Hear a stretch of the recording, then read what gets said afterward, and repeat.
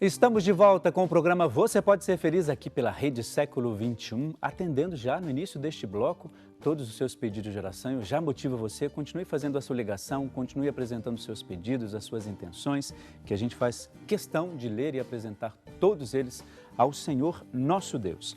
Nós temos aqui a Mercedes Castelli de Andrade, ela é de Turmalina, no interior de São Paulo.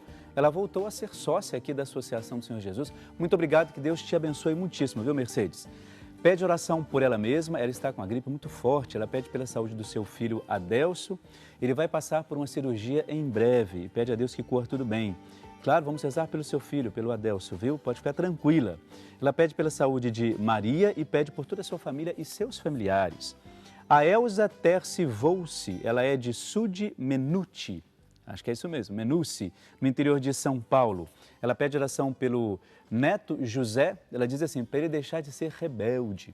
Você sabe que dependendo da idade, né, se é adolescente, às vezes passa por isso mesmo, viu? Uma certa rebeldia normal, e tem que ter um pouco de paciência, chamar a atenção naquilo que for preciso, mas um pouco mais de paciência ajuda bastante, viu?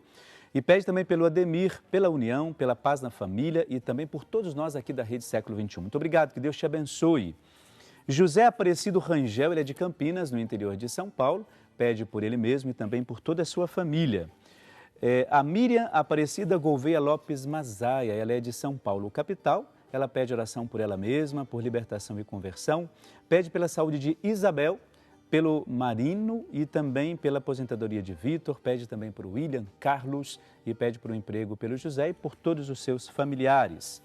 Diva Pereira de Souza, ela é de Guanhães, em Minas Gerais, em ação de graças pela passagem do aniversário do seu filho Marcelo Pereira Correia. Ele completou 41 anos de vida ontem. Parabéns, parabéns, viu, Marcelo? E também pede por sua neta, que completou no dia 9, 16 anos de vida, a Emily Correia Matos. Zilma Medeiros Cavalcante, São Paulo, capital, pede oração em especial por Karine, por ela mesma também, pede por sua família e por todos os seus familiares. E também o Arthur Augusto Rato Filho, ele é de Campo Limpo Paulista, no interior de São Paulo, pede oração pelas almas de Dalva Lopes Cardoso Rato, também por Conceição Gonçalves, Pedro Pereira, Anderson de Almeida e pede também por ele mesmo, por toda a sua família, familiares, pela sua comunidade, por todos os necessitados. Daqui a pouco a gente continua lendo as suas intenções, tem mais intenções aqui, a gente vai continuar lendo, apresentando diante de Deus todas as suas intenções. Você sabe que a gente tem aqui, às sextas-feiras, o costume de ler a carta do sócio evangelizador. Por que para mim isso é importante? Porque, às vezes, a gente tem uma certa dificuldade, eu diria, de contato com as pessoas, e as pessoas pensam assim, eu vou mandar uma carta e essa carta não vai chegar. Então, a gente lê as cartas aqui, como a gente já avisa isso para vocês, sempre.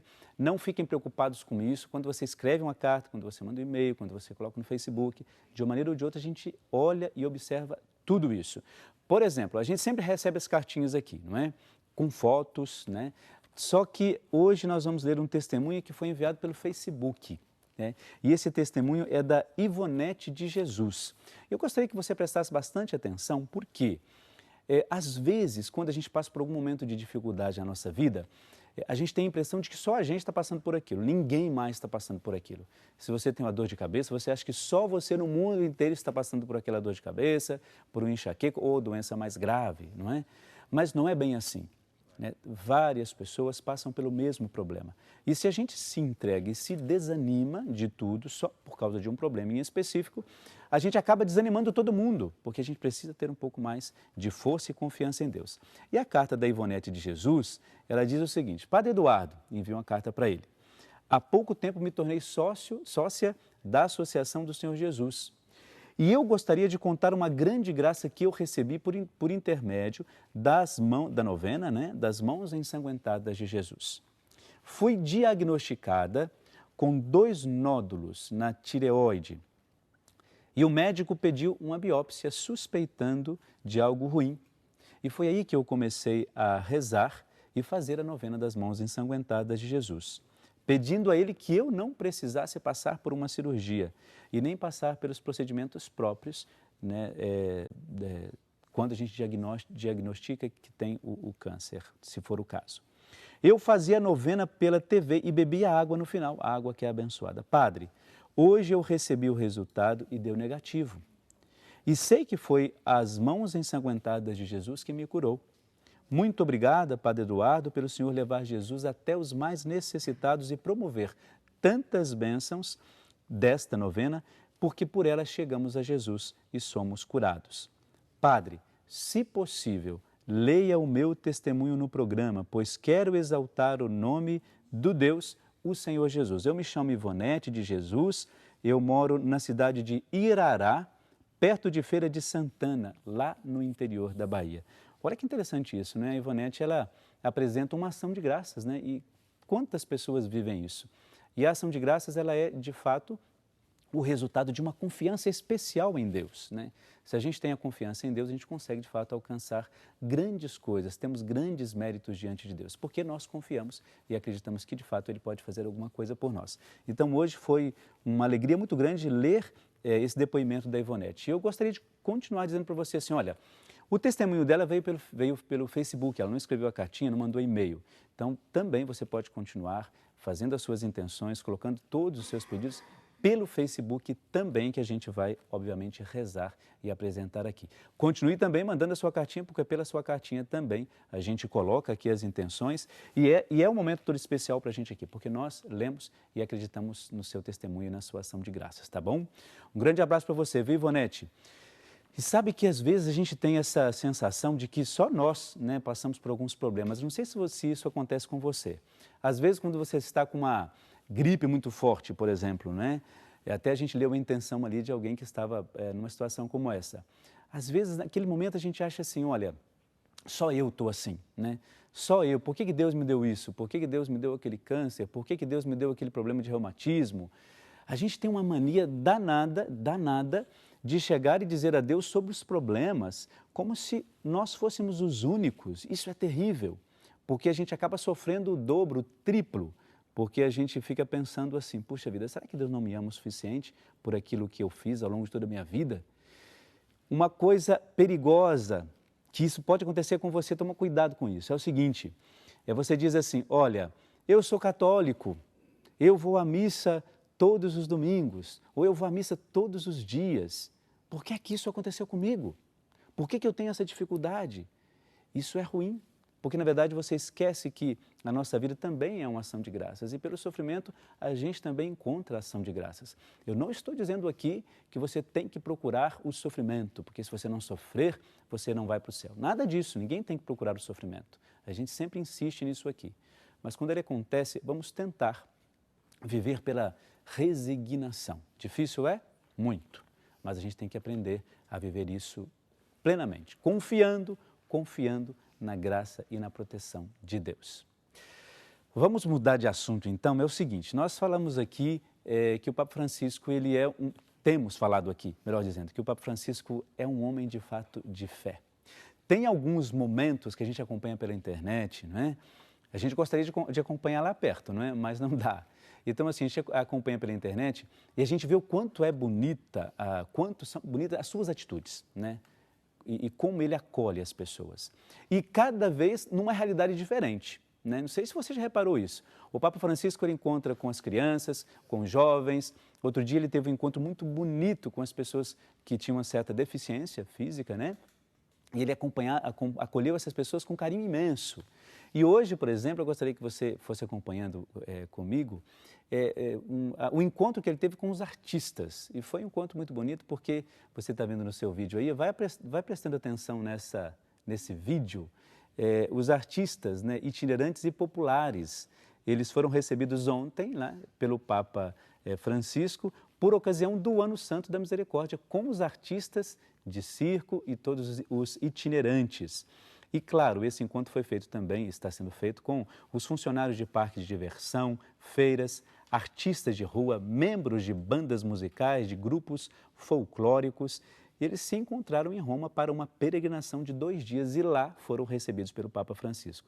Para você ter uma ideia, olha, esteve lá, nesse encontro, cerca de 6.000 participantes provenientes da Europa, França, Alemanha, Itália, Holanda, Romênia, Espanha. Você vê que o Papa Francisco está meio receoso do tigre lá, né? Ó, Olha lá, mas mesmo assim ele se aproxima porque confia.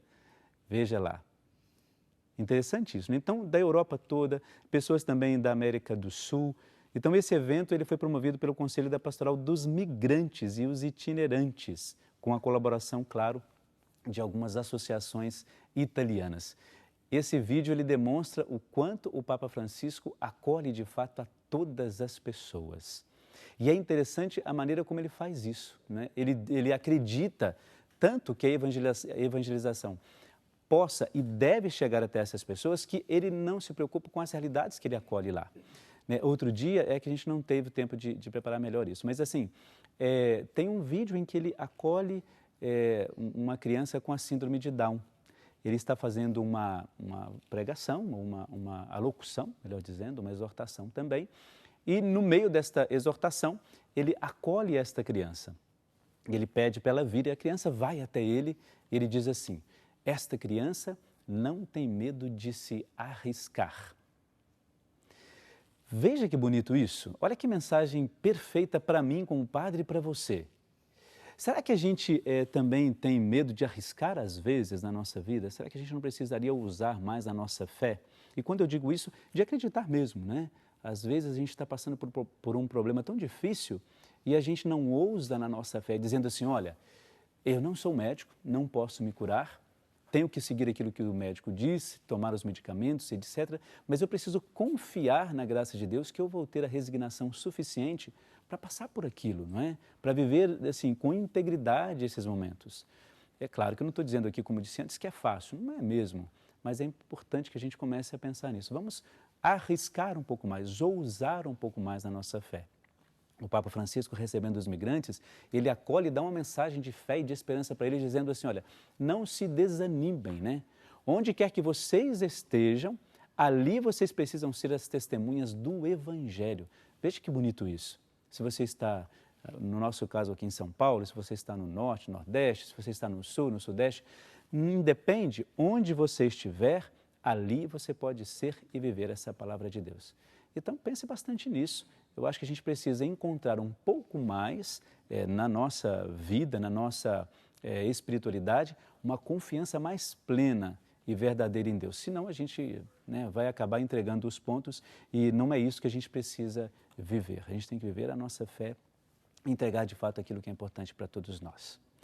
E claro, daqui a pouco, no nosso próximo bloco, nós vamos receber aqui o Valdir Cremasco e o Natal, que vão nos ajudar a entender um pouco mais a questão da peregrinação. Já que nós estamos falando dos migrantes, né, que esse acolhimento que o Papa faz de maneira toda especial a todos aqueles, né, não só os migrantes, mas a todos os artistas de rua, por exemplo, aqueles que vivem nas ruas com a sua arte e recebem também a bênção de Deus, vamos falar da peregrinação.